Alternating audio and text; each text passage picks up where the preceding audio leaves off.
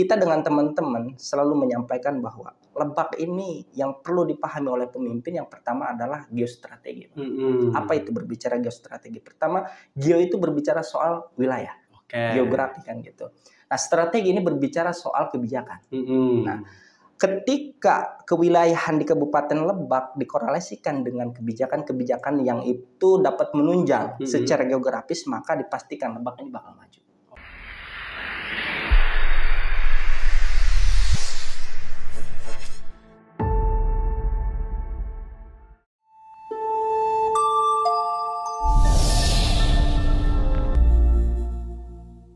Assalamualaikum warahmatullahi wabarakatuh. Selamat datang kembali di Bagus Podcast. Ngomongin politik nggak asik rasanya kalau nggak ngobrol dengan aktivis mahasiswa. Hari ini kami sudah kedatangan salah satu pimpinan organisasi kemahasiswaan, Ketua Umum Koordinator Keluarga Mahasiswa Lebak. Sudah ada Mambang Hayali di sini. Kita sapa dulu. Assalamualaikum. Waalaikumsalam warahmatullahi wabarakatuh. Siap, karena perintah ini. Sehat Pak Ketum. Alhamdulillah. Asik. Ini jauh-jauh nih dari Rangkas, lagi acara di Kota Serang. Betul. Ini lagi silaturahmi, belusukan atau lagi mampir aja nih ke Serang? Yang pasti silaturahmi. Katanya kan dapat memperpanjang umur. Ya, gitu kan. Ini kenapa aktivis mahasiswa kayak kontestan politik? Lagi musim-musimnya soalnya, Pak. Lagi musim-musimnya. Bang, ini kita Yep. Beberapa kali undang narasumbernya, ada yang peserta Pilkada 2024, ada relawan, ada pengamat. Kita ingin bincang-bincang dengan Ketua Umum Koordinator Kumala ini, Kumala Pusat se-Indonesia ini. Jadi soal demokrasi 2024 di 27 November. Kita flashback dulu ke pemilu 2024. Di mana peran Kumala di pemilu 2024, Bang? Yang pasti kalau berbicara peran ya, kita mengacu kepada anggaran dasar dan rumah tangga gitu kan. Satu, tugas kita sebagai mahasiswa tentunya harus menjadi garda terdepan untuk apa? Memberikan pendidikan politik gitu kan. Pendidikan politik kepada masyarakat, bahwa masyarakat harus dicerdaskan gitu kan. Dan peran kita di sana masuk kan gitu. Itu mungkin kan. Artinya beberapa Kumala juga kolaborasi dengan penyelenggara pemilu ya. Sosialisasi, bantu KPU, bantu Bawaslu. Nah, kalau kontribusi nyata sudah dilakukan oleh mahasiswa, oleh Kumala, tentu ini kan harus dilanjutkan di Pilkada 2024. Bukan sebagai tim sukses tentunya, karena Kumala juga harus tetap ada di tengah, tetap netral, tetap independen, karena ini organisasi kader, organisasi yang tentu secara estafet harus ada regenerasi, tidak hanya kepemimpinan tapi juga keilmuannya. Lalu untuk Pilkada 2024, gimana diskusi-diskusi di Kumala ini, Bang? Yang pasti kalau berbicara diskusi Pilkada 2024 ini, Bang, tentunya ya sudah banyak lah ya. Kita juga menganalisa gitu kan dengan teman-teman, bahkan di hampir tiap malam kita ngopi membicarakan soal arah gerak gitu kan. Bagaimana kemudian pilkada di kabupaten lalu kemudian provinsi ini selalu menjadi buah bibir kita sebetulnya kan. Tapi yang perlu kita sampaikan, Bang, bahwa berbicara demokrasi di Indonesia ini, satu, kita berbicara soal nilai-nilai histori, Bang. Nah, berbicara soal nilai histori ini, pertama kita menganalisa soal kepemimpinan era Bung Karno, gitu kan. Di mana era Bung Karno ini awal mula kita merdeka gitu kan, bahkan ini berbicara soal pengakuan, ya pengakuan dari luar negeri kan. Ada istilah bahwa era Bung Karno ini kita nyebutnya sebagai outward looking kan gitu. Bagaimana peran dia itu diakui di kancah internasional kan gitu. Lalu kemudian kita bergeser ke era Soeharto. Saya kira Soeharto pun belajar banyak dari Bung Karno, Bang. Iya kan. Kita lihat posisi era Soekarno. Dia secara peran gitu kan, outward looking dia sudah memainkan peran itu. Bahkan negara-negara di Afrika semuanya ya diakui kan di dunia gitu kan. Diplomasi Soekarno itu sangat luar biasa. bahkan di tengah ketegangan blok barat dengan blok timur gitu kan, Ya. dia membuat gerakan Asia Afrika. Ya. Ini kan yang menarik gitu kan. Jadi dia tidak terbawa angin oleh kekuatan besar barat dan timur kan Ya. gitu. Itu menarik. Tapi dia lupa apa? Memproteksi masyarakat Indonesia gitu kan pada saat itu, yang dimana posisinya masyarakat Indonesia ini apa ya, gaduh gitu kan, ada Nasakom dan lain sebagainya yang pada akhirnya berakhir buruk di akhir kepemimpinan Bung Karno. Oke. Ya, kita beralih soal ke Soeharto. Ya. Nah, Soeharto kan belajar dari Bung Karno. Kalau posisi pengakuan saja ini bagi Soeharto ini tidak tepat. Oke. Karena apa? Untuk bisa diakui di negara-negara lain, maka ini harus dikuatkan di nasional Indonesia gitu kan, masyarakat Indonesia. Nah, ada istilah orang menyebutnya bahwa era Soeharto ini disebut inward looking gitu kan. Oke. Kita lihat posisi gubernur, bupati, semuanya kan dari kalangan TNI. Nah, sebetulnya itu dia memainkan peran itu di sana gitu kan. Nah, namun titik jenuh masyarakat juga kan pada akhirnya karena kediktatoran kepemimpinan beliau, lalu kemudian itu diwariskan di kepemimpinan daerah gitu kan. Maka beralihlah itu kan, ada terjadinya reformasi kan gitu. Nah, ini kan reformasi ini upaya pembaharuan kan gitu. Bahwa demokrasi di kita sudah tidak sehat, ya kan? Nah, itu menarik. Menariknya apa? Ada transisi, misalkan pergantian oleh sosok Gus Dur, ya kan? Nah, Gus Dur juga dipandang bahwa beliau orang non militer tapi dipandang kurang tepat kan gitu ya. Secara kepemimpinan untuk memegang Indonesia yang begitu luas. Beralih lagi kan, bahwa ini kalau dipimpin oleh sipil, beralih ke Megawati kan, ya kayaknya kurang tepat juga kan. Beralih ke SBY kan, tapi masyarakat Indonesia di sisi lain butuh orang yang tegas, tetapi secara gestur dia kalem. Hadirlah sosok SBY kan gitu. Itu menarik juga sebetulnya gitu. Nah, SBY ini yang paling menarik ya tadi dia, walaupun latar belakang dia sebagai TNI gitu, tetapi gestur dia, pembawaan dia ini mencerminkan apa ya namanya, sopan santun ke Indonesia dan kejawaan, gitu kan, sehingga itu diterima oleh kalangan masyarakat. Namun kan pada perjalanannya ini juga bagi masyarakat kan apa ya, merasa tertekan, di mana ada penaikan BBM yang tinggi gitu kan, yang pada akhirnya itu apa ya namanya, mencederai ini masyarakat, tapi trust masyarakat kan gitu. Nah, hadirlah kan kita mengamati nih bahwa sosok yang militer kalem ini kan apa namanya ya, dirasa kurang tepat juga kan gitu ya. Akhirnya masuk ke era Jokowi. Ya, era Jokowi ini kita lihat bahwa sosok beliau, satu, dia terjun ke masyarakat. Bagaimana perjalanan beliau ketika dipoto gitu kan di Solokan kan gitu. Nah, itu kan masyarakat Indonesia merasa bahwa oh ini keterwakilan gitu kan, keterwakilan yang pas bagi masyarakat Indonesia untuk memimpin Indonesia gitu kan. Karena apa?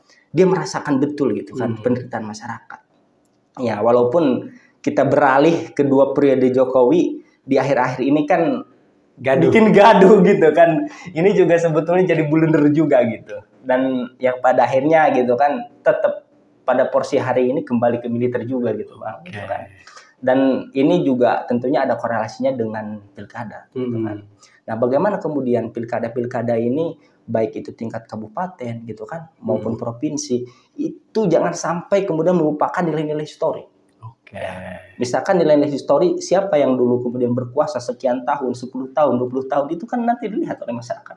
Nah, yang dibutuhkan oleh masyarakat itu seperti apa? Nah, pemimpin harus paham betul gitu kan. Yang diinginkan masyarakat itu secara gestur, secara pemikiran itu seperti apa. Gitu. Artinya singkatnya gini Bang, kalau bicara soal gaya kepemimpinan, maka mustahil ada harapan masyarakat kita dapat pemimpin yang ideal. Betul. Jadi untuk dapat gubernur yang ideal, bupati yang ideal, wali kota yang ideal, rasanya mustahil. Betul. Bahkan para presiden kita pun, tadi ada yang terlewat Pak B. Habibie. Betul. Meskipun singkat, dulu ada Orde Lama, Orde Baru Orde Reformasi. Paling tidak kan kita juga ingat betul para aktivis mahasiswa kan dari dari 7 presiden sampai Pak Jokowi, 3 diantaranya kan dijatuhkan oleh rakyat. Betul, Bung Karno betul. juga nggak husnul khotimah. Iya, betul. Pak Harto juga kelamaan ya. 30 tahun lebih nggak husnul khotimah. Artinya kita militer sudah dicoba, sipil sudah dicoba, ilmuwan juga sudah dicoba, perempuan juga sudah dicoba. Artinya bicara soal kesejahteraan, ya lihatlah ke Banten Selatan. Artinya kita kemarin merayakan ke-79 betul. Indonesia merdeka, tapi masih banyak PR bangsa ini. Nah, kalau kita kaitkan dengan tadi pemilihan kepala daerah, Bambang kan ingin cerita bahwa banyak yang pemimpin-pemimpin nasional, dia juga tidak husnul khotimah di akhir. Betul. Maka kita ingin mencari yang terbaik di Pilkada 2024. Terutama misalnya untuk di Kabupaten Lebak. Bagaimana warga Lebak nanti menentukan pilihan lewat pesta demokrasi. Termasuk juga kan warga Lebak akan dapat kertasnya 2. Satu untuk pemilihan gubernur, yang kedua satu untuk Bupati Lebak. Saprol misalnya orang Lebak yang sudah ke Kota Serang, berarti dapat suaranya 2 untuk milih wali Kota Serang dan gubernur Banten. Artinya secara diskusi Kumala selalu konsisten, betul. Tidak hanya soal gaya kepemimpinan, tapi juga soal pekerjaan rumah. Nah, kalau di Kumala kan ada perwakilan tiap daerah. Betul. Di Serang ada Kumala perwakilan Serang. Kalau ada momen-momen politik, pemilu, kemudian nanti pilkada, ada surat edaran nggak dari koordinator Kumala nih? Awas, anak Kumala jangan jadi tim sukses dan membawa bendera Kumala misalnya. Sejauh itu nggak, Bang? Yang pasti gini, kalau secara kontekstual gitu kan, berupa surat edaran, kami tidak sejauh itu. Yang pasti satu, semua kader mulai dari komisariat, perwakilan gitu kan, yang hari ini kalau berbicara perwakilan ada 7 ya? Ada 7 perwakilan. Pertama Jakarta, Bandung, Bogor, Sukabumi, Rangkas, Pandeglang sama Serang. Ya kami kira atau Mambang kira berbicara soal peran mereka di sana kan sudah mengkaji bahwa tertuang dalam anggaran dasar dan rumah tangga bahwa kita harus independen kan. Gitu kan. Dan saya kira ya mahasiswa hari ini mereka melek lah soal kesana gitu kan, bahwa mereka sudah sadar gitu. Secara pribadi mereka sah-sah saja ke siapapun kan gitu. Tetapi ketika mereka gitu kan membawa alma mater Kumala, maka saya yang terjun langsung kan gitu, memberikan teguran kepada mereka kan gitu. Jangan sampai membawa background Kumala kan. Ada sanksi dari organisasi. Betul. Tapi kan problematika kita berorganisasi nih, Bang. Senior-senior kita kan juga banyak yang terjun di politik. Betul. Sangat banyak. Ada yang di bendera A, di bendera B, di bendera C, bahkan alumni Kumala juga saya lihat banyak sekali yang terpilih jadi anggota dewan. Betul. Hasil pemilu kemarin tentu kan namanya kader junior, ketika alumni, lu ikut Kanda misalnya, kan godaan-godaan itu seperti ada. Bahkan tidak hanya itu, beberapa alumni Kumala juga tersebar di penyelenggara, ada yang di KPU, ada yang di Bawaslu. Artinya secara organisasi Kumala sudah dewasa ya, mengerti mana yang harus dilakukan, mana yang tidak. Tapi kalau bicara kemudian di Lebak dulu dah, di pusatnya, di Rangkas Bitung. Kalau mau pilkada Lebak, seperti apa upaya Kumala untuk menguji para kontestan? Ada nggak program besar? Para paslon yang ada di Lebak nih, Kumala hadir, ayo kita bedah, kita undang satu-satu. Sudah dilakukan belum, Bang? Yang pasti sejauh ini kita belum melakukan, tetapi upaya-upaya untuk kita melakukan agenda itu, ya itu udah kita rembukan gitu kan dengan teman-teman, sudah kita bicarakan dengan teman-teman setiap departemen bahwa di sana kan ada departemen PSBP, Pendidikan Sosial dan Penelitian. Nah di sana kan ini bukan lagi berbicara soal pendidikan layaknya akademis kan gitu, tapi itu juga berbicara soal pendidikan politis kan gitu. Nah di sana kita sering berbincang soal itu. Yang pasti sebetulnya Mambang ini kan sudah hampir selesai gitu. Kan gitu kira-kira gitu ya. Sudah di ujung sudah di ujung kepengurusan kan gitu. Udah kayak Pak Jokowi. Ya, tahun terakhir gitu. Yang pasti kita tidak pernah melupakan peran kita gitu ya. Bahwa tugas Kumala hari ini gitu kan harus menguji sejauh mana pemimpin Kabupaten Lebak kan gitu. Yang pasti kita dengan teman-teman selalu menyampaikan bahwa Lebak ini yang perlu dipahami oleh pemimpin yang pertama adalah geostrategi.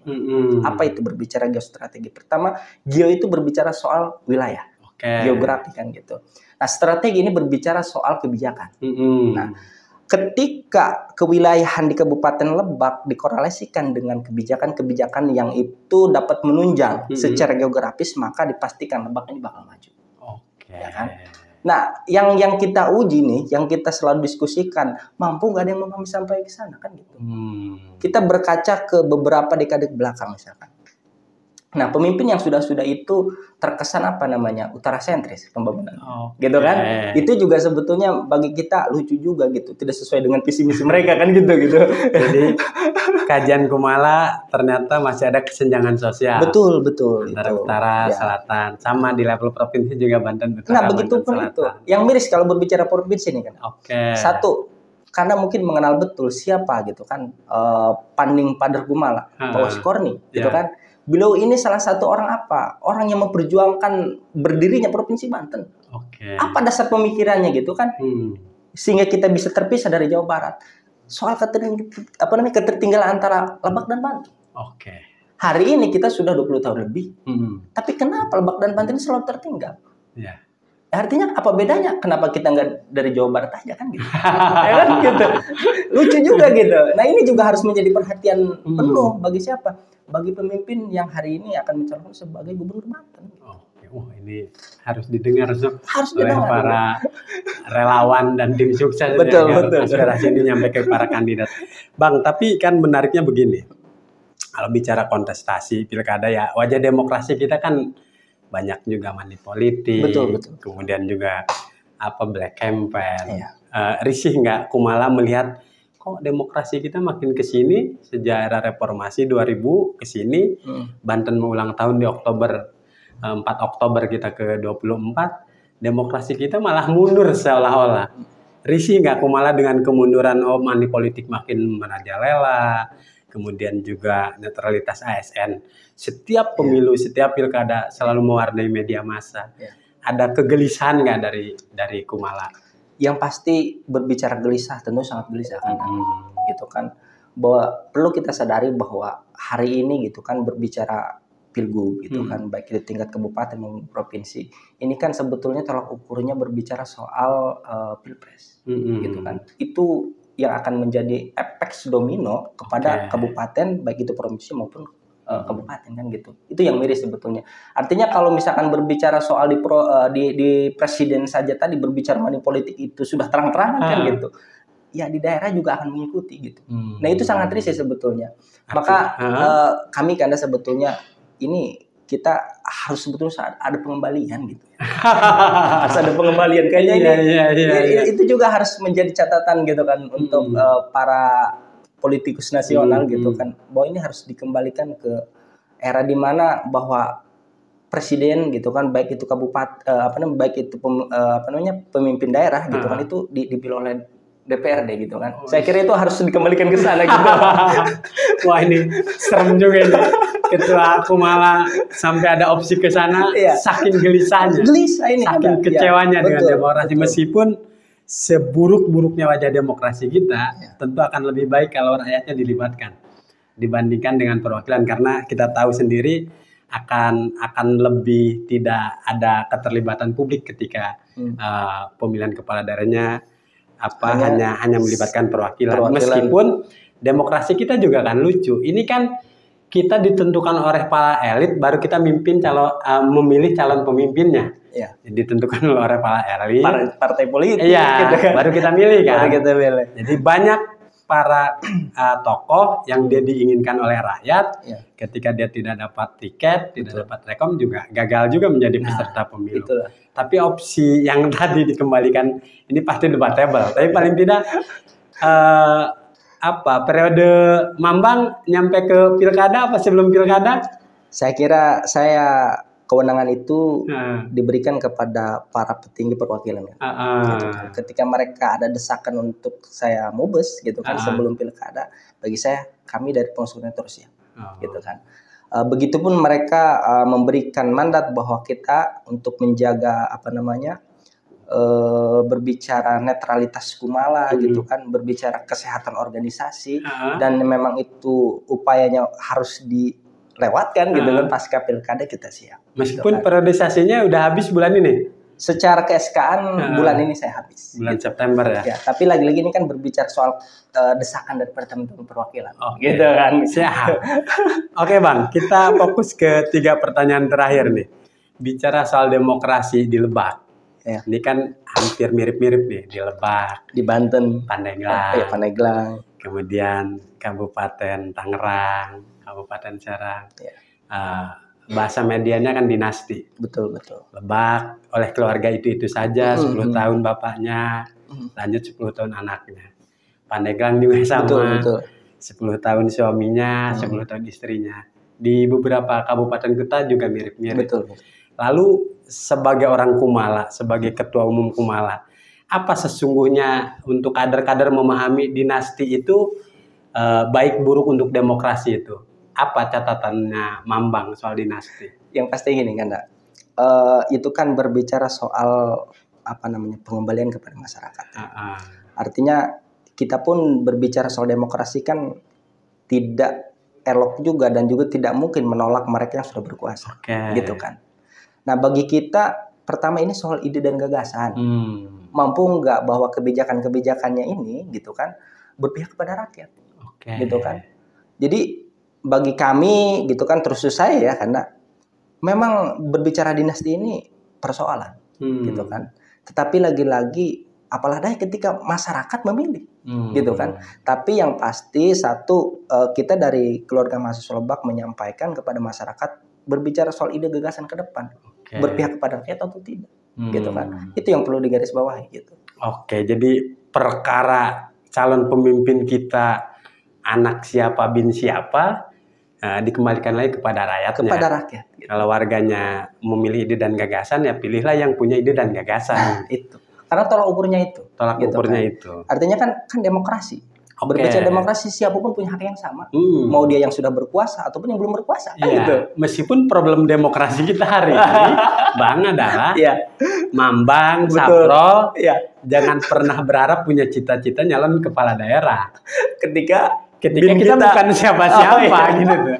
Jadi artinya sampai kita tua punya cucu nanti, ya pasti dari bin-bin tertentu saja yang bisa manggung di pemilu, di pilkada gitu.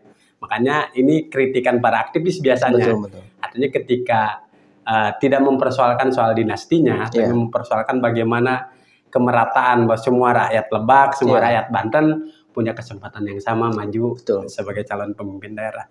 Lalu berikutnya, kalau bicara soal Banten, bicara soal Lebak, kita bicara Lebak dulu biar lebih khusus. Apa pekerjaan rumah yang harus diselesaikan oleh bupati yang baru nanti? Apa yang terpenting catatan Kumala itu? Yang pertama kan bahwa tadi ya berbicara daratan gitu kan, kita lupa lautan. Kita pahami betul bahwa Lebak ini kalau kita berangkat dari perbatasan Jawa Barat gitu kan, antara kecamatan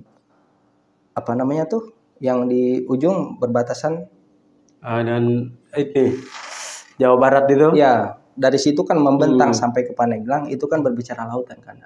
Pelabuhan Ratu sana. Ya, dari Pelabuhan Ratu sampai ke Bayah gitu kan, sampai ke Panggarangan, Cihara, bahkan ke Wonosalam, itu kan berbicara lautan. Yang sangat miris bagi kami bahwa eksekutif yang sudah ini tidak pernah berpihak kepada nelayan. Kenapa saya mengatakan tidak berpihak kepada nelayan? Karena tidak ada pendidikan soal pelayaran. Kan daerah kita daerah maritim sebetulnya itu juga perlu menjadi catatan kritis menurut kami gitu kan. Menurut saya itu harus diprioritaskan. Padahal nelayan kalau mau pemilu mau pilkada rajin pada datang ke TPS. Betul, mereka kan kalau kita lihat nih, misalkan desa Muara, itu kalau tidak salah desa itu paling banyak penduduknya, gitu kan. Bahkan itu harus dipecah menjadi kecamatan. Gitu kan. Artinya keterlibatan mereka untuk mengikuti pilkada, gitu kan, pilpres, pileg, itu kan banyak. Gitu. Tapi bagaimana peran pemimpin daerah ini, gitu kan? diperhatikan nggak sampai ke sana. Oke. Nah itu kan berbicara kembali ke soal geostrategi tadi, berpihak nggak secara ke wilayah. Iya, tapi kan kalau tidak adil kita kalau cuma mengkritisi soal eksekutif. Ya. Kita juga punya para wakil rakyat. Betul, betul. Nah ini juga sudah seberapa puas Kumala menilai periode yang lalu kan sudah beres 5 tahun, betul, sekarang betul. Yang baru dilantik nih. Ya. Seberapa tinggi nilai yang diberikan oleh Kumala untuk para wakil rakyat kita ini? Wakil rakyat ini nih tidak mewakili rakyat.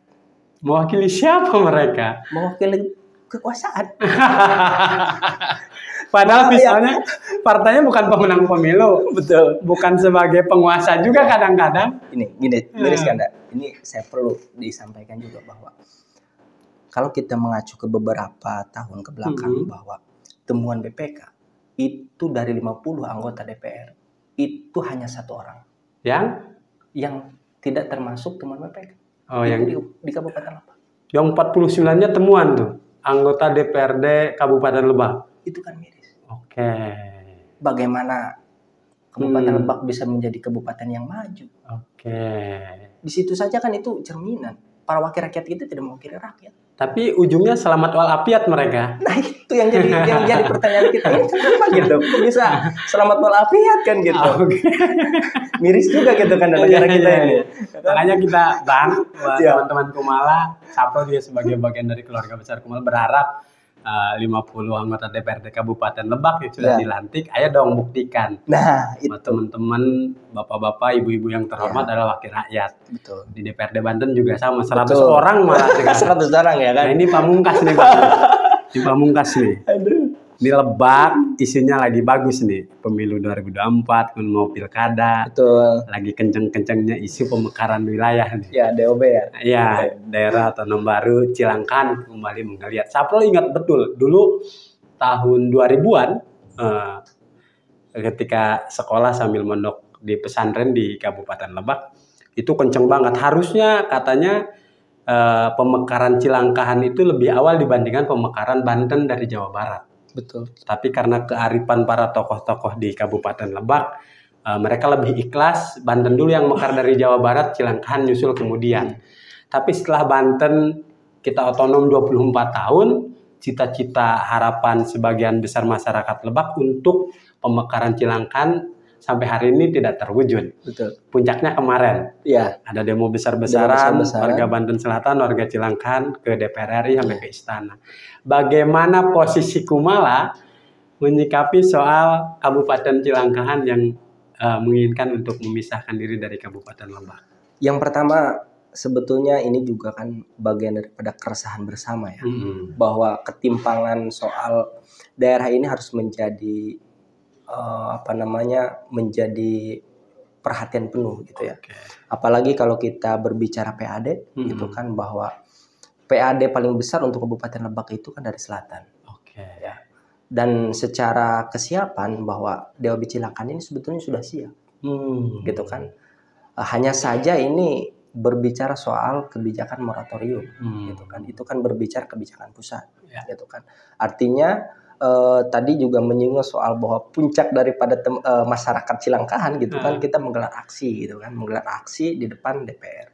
Walaupun miris juga sebetulnya kan, kita dijanjikan akan ada bahasa gitu kan, bahasa yang mungkin iming-iming gitu kan ketika aksi bahwa di tanggal 16 kemarin gitu kan, itu akan ada angin segar gitu kan untuk Kabupaten Cilangkahan gitu. Namun hari ini sudah larut, tanggal 16 sudah selesai, dan angin segar itu ternyata hanya hembusan sebelah gitu kan. Janji manis doang kan, malah anginnya berubah dari isu megatrust. Iya, itu juga kan, aduh, saya miris juga sebetulnya gitu. Artinya secara kelembagaan, secara keorganisasian, Kumala menjadi bagian elemen penting sebagai pendukung Kabupaten Cilangkahan. Betul. Justru kita Anda sebagai Kumala menarik sebetulnya. Menariknya kita bisa ciptakan perwakilan baru, perwakilan Cilangkahan. Kan gitu kan. Artinya nanti dari 7 bisa nama jadi 8 kan gitu. Tapi bukan berarti untuk melahirkan dinasti baru kan ya. Tidak. Justru dinasti itu ya tadi itu. Ini kan polemik sebetulnya kan gitu. Tapi lagi-lagi memang masyarakat harus cerdas. Tapi data Saprol di Bogja Wartawan Kabupaten Lebak juga sama seperti 7 kabupaten kota lainnya. Di Pilpres kemarin menang suara Pak Prabowo. Betul. Artinya 20 Oktober kan Pak Prabowo dilantik. Harus mendengar nih suara warga Cilangkahan, termasuk juga suaranya Kumala bahwa sudah secara geografis semuanya secara regulasi Cilangkahan memang sudah harus mekar. Sudah harus mekar dan sebetulnya secara tadi regulasi itu sudah siap. Oke, Kang Mambang dari Kecamatan Cijaku. Saya Kecamatan Cijaku. Dari Cijaku ke Kota Rangkas Bitung butuh berapa jam? Sejam setengah. Sejam setengah. Cukup lama. Luar biasa. Artinya memang sudah sangat layak Cilangkahan mekar. Harus. Oke, mantap. Nanti kita akan tunggu bagaimana respon pemerintah pusat di bawah pemimpin yang baru, Presiden Pak Prabowo dan Wakil Presiden Pak Gibran. Juga kita tunggu siapa Bupati Lebak yang baru, Gubernur Banten yang baru, dan Kumala, Mambang dan kawan-kawan. Kalaupun Mubes dipercepat juga penerus Mambang akan konsisten mengawal penegakan demokrasi. Oke, terima kasih Bang. Siap Kanda, terima kasih. Khodanas ampam linas. Assalamualaikum warahmatullahi wabarakatuh. Baik, sahabat bagus, itu bincang singkat kita dengan Ketua Umum Koordinator Kumala Pusat. Ini pusatnya Kumala. Terima kasih Bang. Kita akan undang lagi para tokoh-tokoh, anak-anak muda yang inspiratif di Provinsi Banten. Wassalamualaikum warahmatullahi wabarakatuh.